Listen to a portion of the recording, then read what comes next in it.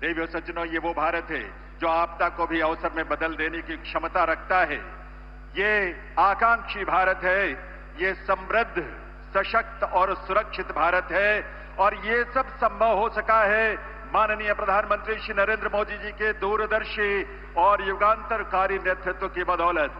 आइए आप सबकी करतल ध्वनि के साथ, सम्मान और कृतज्ञता से भरी करतल ध्वनि के साथ निवेदन करें माननीय प्रधानमंत्री श्री नरेंद्र मोदी जी से उनके संबोधन के लिए, उनके उद्बोधन के लिए।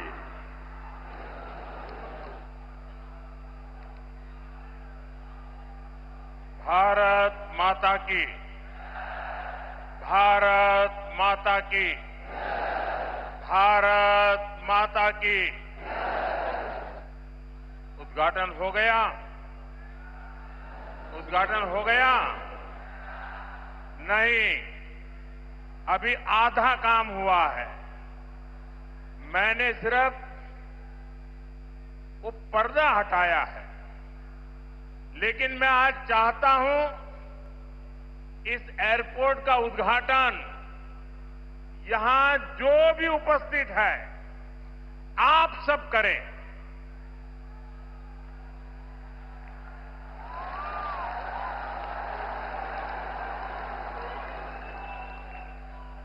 और इसलिए आप अपना मोबाइल फोन निकालिए, अपने मोबाइल फोन का फ्लैश लाइट कीजिए और आप इसका उद्घाटन कर रहे हैं।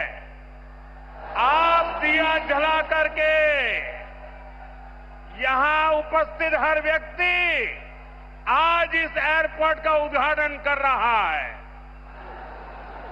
ये आपकी अमानत है, ये आपका भविष्य है, ये आपका पुरुषार्थ है और इसलिए उसका उद्घाटन भी आपके हाथों से हो रहा है। आप अपने भारत माता की जय बोल करके हाथ ऊपर करके फ्लैश लाइट पूरी तरह से दिखाइए। भारत माता की, भारत माता की, भारत माता की। बहुत बहुत धन्यवाद। अब उद्घाटन हो गया।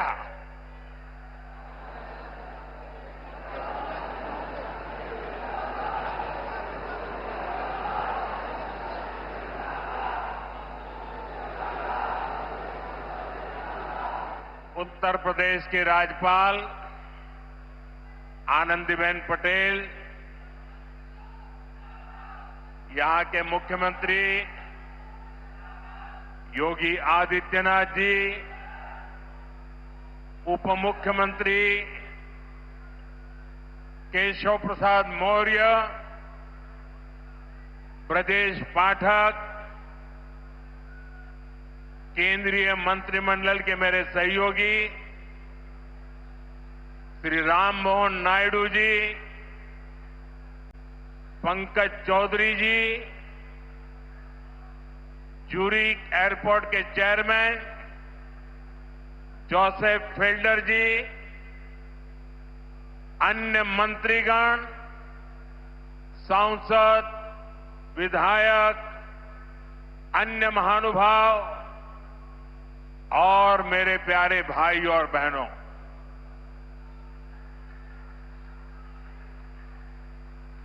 मैं देख रहा हूं आज जहां भी मेरी नजर पड़ रही है सारे युवा मुझे नजर आ रहे हैं।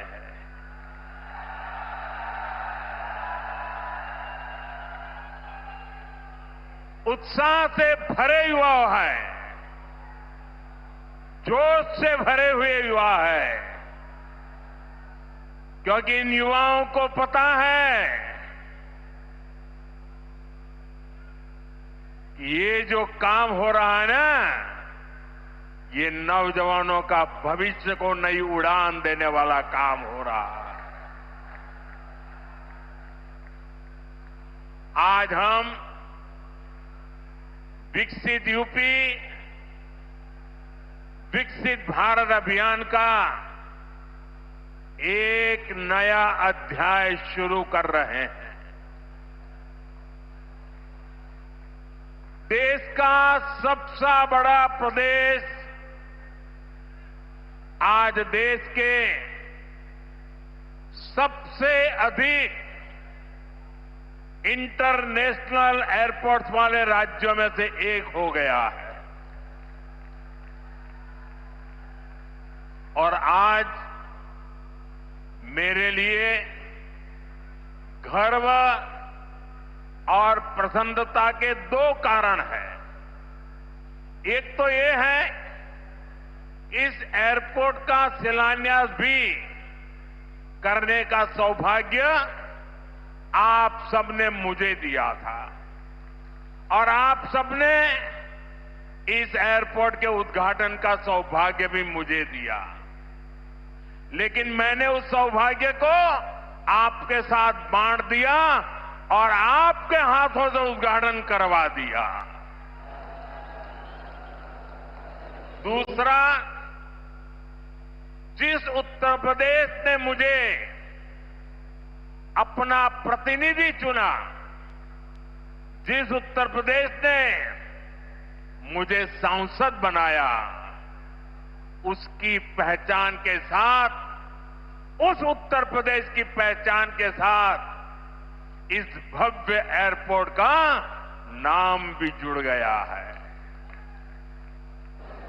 साथियों, नोएडा का ये एयरपोर्ट आगरा, मथुरा, अलीगढ़, गाजियाबाद, मेरठ, इटावा, बुलंदशहर, फरीदाबाद, इस पूरे क्षेत्र को बहुत बड़ा लाभ होने वाला है। हिंदुस्तान को और उत्तर प्रदेश को तो होना ही होना है। ये एयरपोर्ट पश्चिमी उत्तर प्रदेश के किसानों, छोटे और लघु उद्योगों, यहां के नौजवानों के लिए अनेक नए अवसर लेकर आने वाला है। यहां से दुनिया के लिए विमान तो उड़ेंगे ही, साथ ही ये विकसित उत्तर प्रदेश की उड़ान का भी प्रतीक बनेगा। मैं उत्तर प्रदेश को विशेष रूप से पश्चिम उत्तर प्रदेश की जनता को इस भव्य एयरपोर्ट के लिए बहुत बहुत बधाई देता हूं। साथियों, आज का ये कार्यक्रम भारत के नए मिजाज का प्रतीक है। आप सभी देख रहे हैं कि आज पूरा विश्व कितना चिंतित है। पश्चिम एशिया में एक महीने से युद्ध चल रहा है। युद्ध की वजह से कई सारे देशों में खाने पीने के सामान, पेट्रोल, डीजल, गैस, खाद, ऐसी कई जरूरी चीजों का चारों तरफ संकट पैदा हो गया है।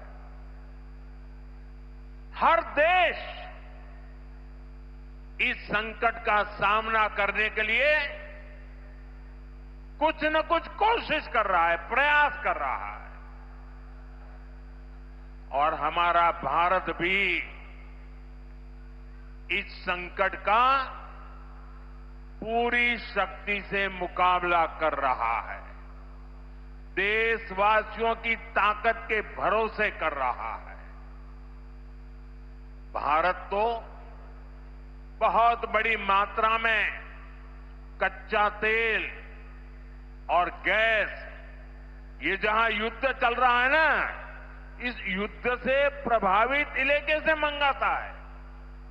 इसलिए सरकार हर वो कदम उठा रही है जिससे सामान्य परिवारों पर, हमारे किसान भाई बहनों पर इस संकट का बोझ न पड़े। साथियों, संकट के इस समय में भी भारत ने अपने तेज विकास को निरंतर जारी रखा है। मैं सिर्फ पश्चिमी उत्तर प्रदेश की ही बात करूं तो पिछले कुछ सप्ताह में ही ये चौथा बड़ा प्रोजेक्ट है जिसका शिलान्यास या लोकार्पण हुआ है। इन कुछ ही सप्ताह में, इस दौरान नोएडा में बहुत बड़ी सेमी कंडक्टर फैक्ट्री का शिलान्यास हुआ। इसी कालखंड में देश की पहली दिल्ली मेरठ नमो भारत ट्रेन ने गति पकड़ी। इसी कालखंड में मेरठ मेट्रो का विस्तार किया गया और इतने कम समय में आज नोएडा इंटरनेशनल एयरपोर्ट का आप सबके हाथों से उद्घाटन भी हो गया। साथियों, ये सारे प्रोजेक्ट्स यूपी के विकास के लिए डबल इंजन सरकार के प्रयासों का शानदार उदाहरण है। सेमीकंडक्टर फैक्ट्री भारत को टेक्नोलॉजी में आत्मनिर्भर बना रही है। मेरठ मेट्रो और नमो भारत रेल तेज और स्मार्ट कनेक्टिविटी दे रही है और ये हमारा जेवर एयरपोर्ट पूरे उत्तर भारत को दुनिया से जोड़ रहा है।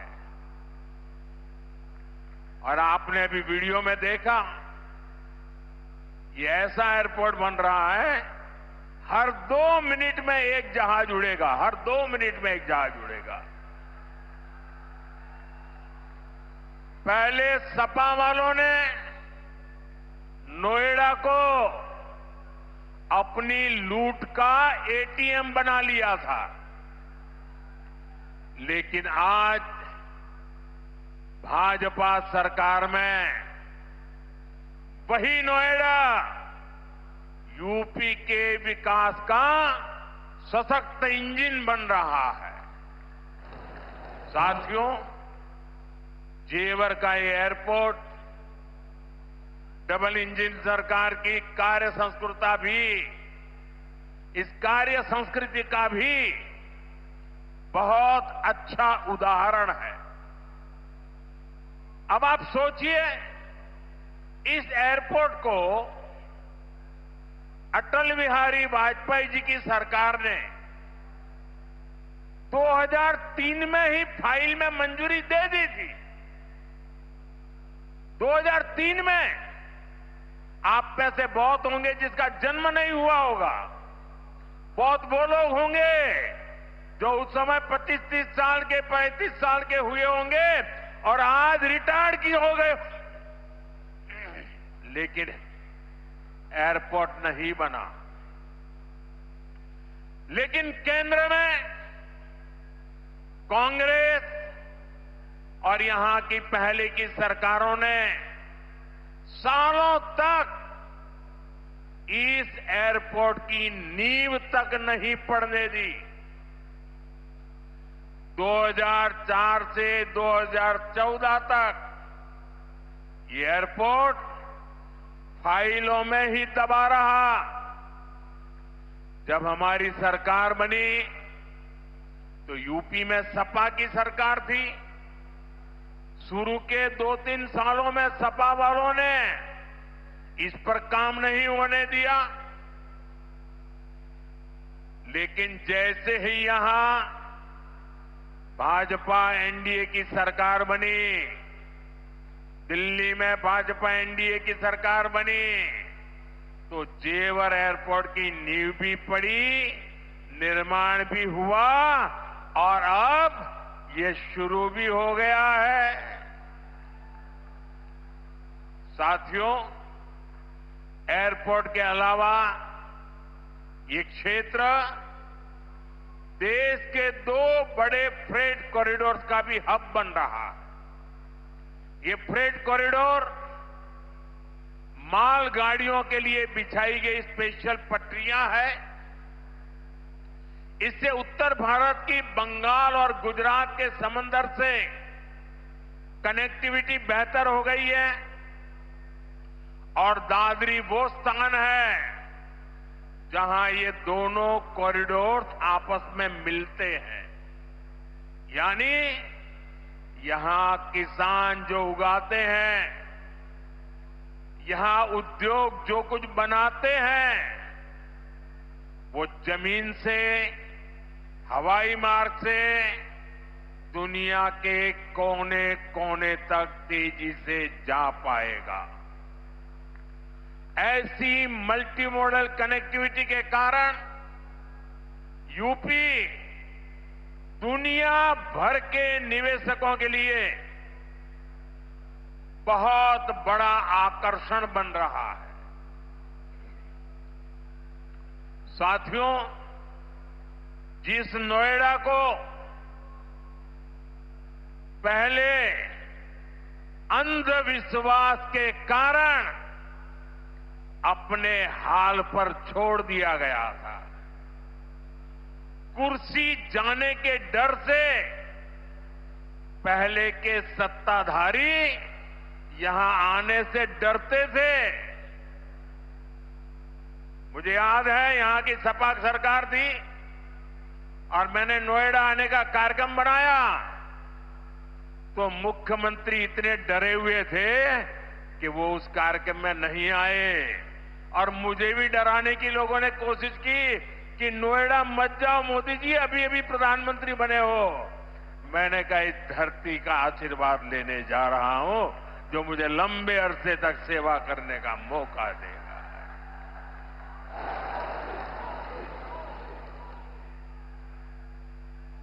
अब वही इलाका पूरी दुनिया का स्वागत करने के लिए तैयार है। ये पूरा क्षेत्र आत्मनिर्भर भारत के संकल्प को सशक्त कर रहा है। साथियों, इस क्षेत्र की अर्थव्यवस्था में खेती किसानी का बहुत महत्व है। मैं आज उन मेरे किसान भाई बहनों का विशेष रूप से आभार व्यक्त करता हूं जिन्होंने इस प्रोजेक्ट को साकार करने के लिए अपनी जमीनें दी हैं। उन किसानों के लिए जोरदार तालियां बजाइए दोस्तों। मेरे किसान भाई बहनों के लिए जोरदार ताली बजाइए। मेरे किसान भाई बहन, आपके इस योगदान से ही इस पूरे क्षेत्र में विकास का एक नया दौर शुरू होने जा रहा है। आधुनिक कनेक्टिविटी का जो विस्तार यहां हो रहा है उससे पश्चिमी यूपी में फूड प्रोसेसिंग की संभावनाओं को और बल मिलेगा। अब यहां के कृषि उत्पाद दुनिया के बाजारों में और बेहतर तरीके से जा पाएंगे। साथियों, यहां मैं अपने किसान साथियों का एक और बात के लिए भी आभार व्यक्त करना चाहता हूं। आपके गन्ने से जो इथेनॉल बनाया गया है उससे कच्चे तेल पर देश की निर्भरता कम हुई है। अगर इथेनॉल का उत्पादन न बढ़ता, पेट्रोल में उसकी ब्लेंडिंग न बढ़ती, तो देश को हर वर्ष साढ़े चार करोड़ बैरल यानी लगभग 700 करोड़ लीटर कच्चा तेल विदेशों से मंगवाना पड़ता। किसानों के परिश्रम ने देश को इस संकट के समय में इतनी बड़ी राहत दी है। साथियों, इथेनॉल से देश को तो फायदा हुआ ही है, किसानों को भी बहुत बड़ा लाभ हुआ है। इससे करीब 1.5 लाख करोड़ रुपए की विदेशी मुद्रा बची है। यानी इथेनॉल न बनाते तो ये पैसा विदेश जाना तय था। बीते वर्षों में इतना सारा पैसा देश के किसानों को मिला है, गन्ना किसानों को मिला है। साथियों, यहां के गन्ना किसानों ने तो पहले के वो दिन भी देखे हैं जब कई सालों तक गन्ने का बकाया लटका रहता था। लेकिन आज भाजपा की डबल इंजन सरकार के प्रयासों से गन्ना किसानों की स्थिति बेहतर हुई है। साथियों, किसी भी देश में एयरपोर्ट सिर्फ एक सामान्य सुविधा नहीं होता। ये एयरपोर्ट प्रगति को भी उड़ान देते हैं। साल 2014 से पहले देश में सिर्फ 74 एयरपोर्ट थे। आज 160 से अधिक एयरपोर्ट देश में है। अब महानगरों के अलावा देश के छोटे छोटे शहरों में भी हवाई कनेक्टिविटी पहुंच रही है। पहले जो सरकारें रही हैं वे मानती थी कि हवाई यात्रा सिर्फ अमीरों के लिए ही होनी चाहिए।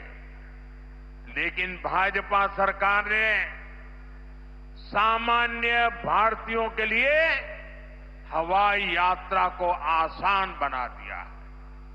हमारी सरकार ने उत्तर प्रदेश में हवाई अड्डों के नेटवर्क का तेजी से विस्तार करते हुए उनकी संख्या बढ़ाकर 17 कर दी है।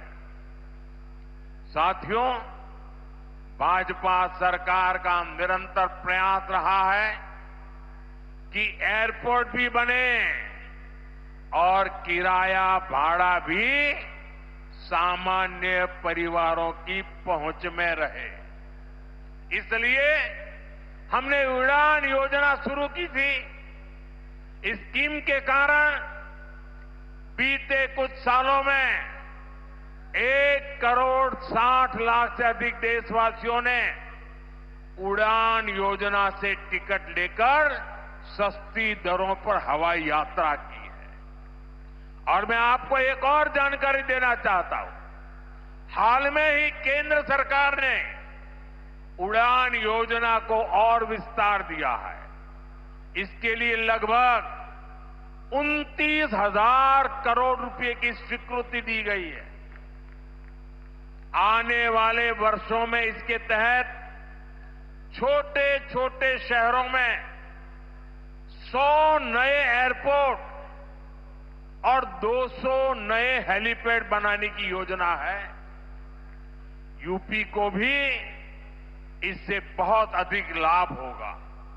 साथियों, भारत का एविएशन सेक्टर बहुत तेजी से गति और विकास कर रहा है।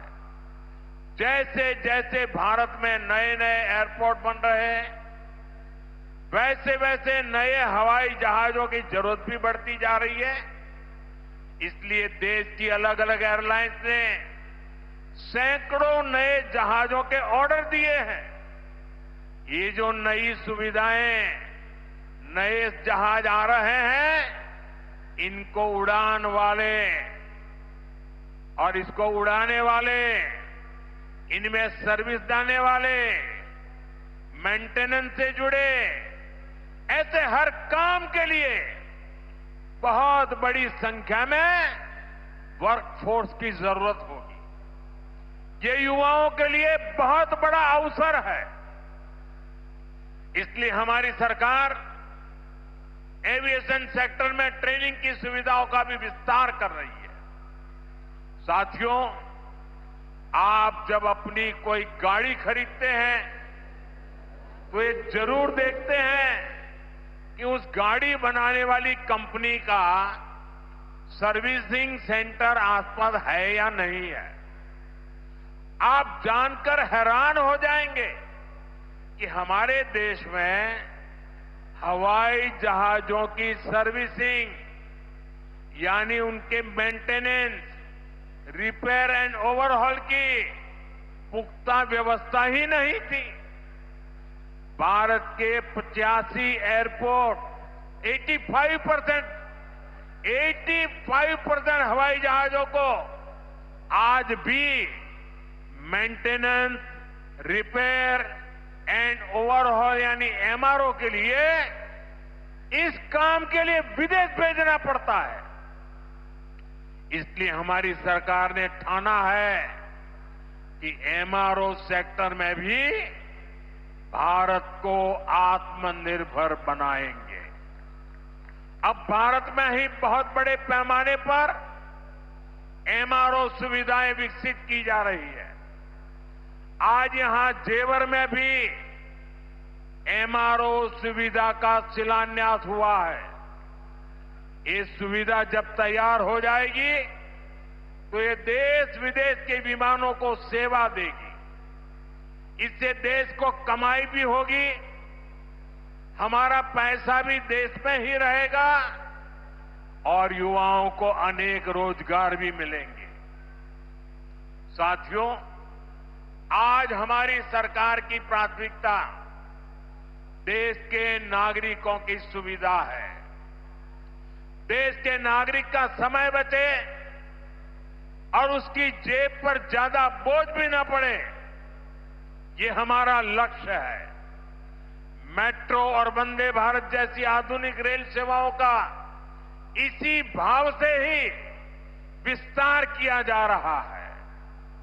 दिल्ली मेरठ नमो भारत रेल, इसका कितना फायदा हो रहा है ये भी हम सब देख रहे हैं। अभी तक नमो भारत 2.5 करोड़ से अधिक लोग सफर कर चुके हैं। दिल्ली मेरठ के जिस सफर में पहले घंटों लग जाते थे, अब वो सफर मिनटों में ही पूरा हो रहा है। साथियों, विकसित भारत के विकसित आधुनिक इंफ्रास्ट्रक्चर पर हमारी सरकार अभूतपूर्व निवेश कर रही है। बीते 11 वर्षों में इंफ्रास्ट्रक्चर का बजट 6 गुना से अधिक बढ़ाया गया है। इन वर्षों में 17 लाख करोड़ रुपए हाईवे और एक्सप्रेसवे पर खर्च किए गए। 1 लाख किलोमीटर से अधिक के हाईवे का निर्माण किया गया है। 2014 तक रेलवे में सिर्फ 20,000 किलोमीटर रूट का बिजलीकरण हुआ था, जबकि 2014 के बाद से 40,000 किलोमीटर से ज्यादा रेलवे ट्रैक का बिजलीकरण किया गया है। आज ब्रॉडगेज नेटवर्क का लगभग 100% बिजलीकरण हो चुका है। आज कश्मीर घाटी हो या नॉर्थ ईस्ट की राजधानियां, ये पहली बार रेल नेटवर्क से जुड़ रही है। पोर्ट यानी बंदरगाहों की क्षमता बीते दशक में 2 गुने से अधिक हुई है। देश में नदी जलमार्गों की संख्या भी लगातार बढ़ रही है। विकसित भारत के निर्माण के लिए जरूरी हर क्षेत्र में भारत तेजी से काम कर रहा है। साथियों, विकसित भारत बनाने के लिए सबका प्रयास बहुत जरूरी है। ये आवश्यक है कि 140 करोड़ देशवासी कड़े से कड़ा परिश्रम करें और वैश्विक संकटों का एकजुट होकर सामना करें। अभी जो युद्ध चल रहा है, इससे पैदा हुए संकट का सामना कैसे करना है, इसके बारे में मैंने संसद में भी विस्तार से बताया है। मेरी कल देश के सभी मुख्यमंत्रियों से भी लंबी चर्चा हुई है और बड़ी सकारात्मक चर्चा हुई है। मैं आज आप सभी जनता जनार्दन से फिर कहूंगा, मैं देशवासियों से फिर से कहूंगा, हमें शांत मन से, धैर्य के साथ, एकजुटता के साथ, मिलजुल करके इस संकट का सामना करना है। ये पूरे विश्व में परेशानी पैदा करने वाला संकट है। हमें अपने देश की सबसे ज्यादा चिंता करने है और यही हम भारतीयों की सबसे बड़ी ताकत है। मैं यूपी के, देश के सभी राजनीतिक दलों से भी आग्रहपूर्वक कहना चाहता हूं, विनती पूर्वक कहना चाहता हूं, इस प्रकार के संकट में ऐसी बातें करने से बचें जो देश के लिए नुकसानदायक है। जो भारतीयों के हक में है, जो भारत के हित में है, वही भारत सरकार की नीति और रणनीति है। राजनीति के लिए गलत बयानबाजी करने वाले राजनीतिक बहस में तो कुछ नंबर पा लेंगे, लेकिन देश को नुकसान पहुंचाने वाली हरकतों को देश की जनता कभी माफ नहीं करती। कोरोना के महासंकट के दौरान भी कुछ लोगों ने अफवाहें फैलाई, वैक्सीन को लेकर झूठ बोले ताकि सरकार का काम मुश्किल हो, देश को नुकसान हो। परिणाम क्या हुआ? जनता ने चुनावों के दौरान ऐसी राजनीति को नकार दिया, ठुकरा दिया। मुझे पूरा भरोसा है कि देश के सभी राजनीतिक दल भी इससे सबक सीखेंगे और देश के एकजुट प्रयासों को वो बल देंगे, ताकत देंगे। इसी आग्रह के साथ एक बार फिर से उत्तर प्रदेश को इस शानदार एयरपोर्ट के लिए बहुत बहुत शुभकामनाएं।